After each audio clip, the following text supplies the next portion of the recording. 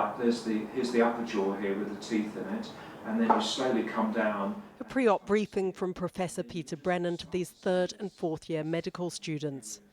Not just any students, but the first of 1,200 recruits to the first ever longitudinal study into how they survive, thrive and cope with medicine, the highs, the lows, the good times and the bad.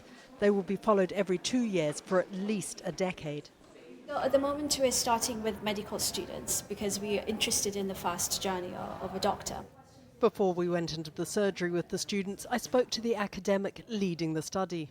I noticed that doctors have very low mortality compared to what we would expect and compared to 63 other occupations, which is a theoretical paradox because they deal with very stressful jobs, they work long nights.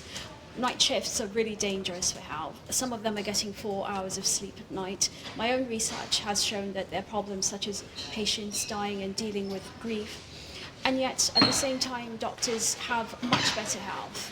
They're less likely to die from diabetes, heart disease, stroke, and liver disease. So these are lifestyle-related diseases that typically are associated with stressful lives. So the question is why or even how? The students in the survey of wellbeing and medicine will be asked everything from sleep problems to finances to how they deal with cadavers. And the results will help formulate policies to improve the health of medical staff. Young doctors have been in the news recently because of strikes over pay and conditions, and a 2024 General Medical Council survey found that about 1/3 of doctors said they were likely to leave the profession and about 6% had applied to work abroad. Also a lot around about doctors graduating and then disappearing off to Australia or Canada or whatever. What are you going to do? Yeah, I think my plan is to stay in the UK. The fact that as a service we can provide something that caters for everyone is something that I'm very passionate about. It's a service that I'd like to work within. I think there are also, there's a lot of bad press, but there are just some amazing parts about the NHS that I think you only see when you're actually working within it. In this operating theatre are essentially 3 generations, the medical students, the qualified doctors and the professor. All of them say health and well-being should be prioritised. I think the study is really important. I think it's a brilliant study. I have compromised my work, my family life and things for working, and I regret it. Tell me about your compromises. Well, for example, coming home late because I'm staying back to see how my patient is and for another hour or two beyond, and so I get home and I've missed bath time with my 3 daughters. Do you ever get stressed out? Yes, certainly. But I try to not show it as much.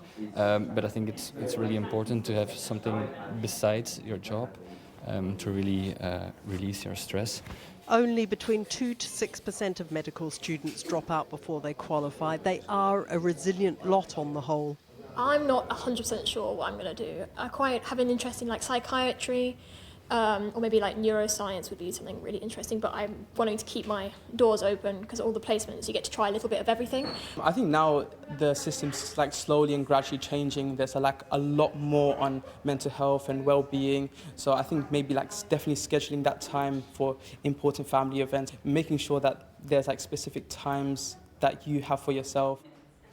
Of course, they need more students to sign up for the study, but equally what they're hoping is that any lessons they learn can also be applied to other professions and even inform government legislation on health and well-being. And by the way, the operation was successful and the patient is recovering.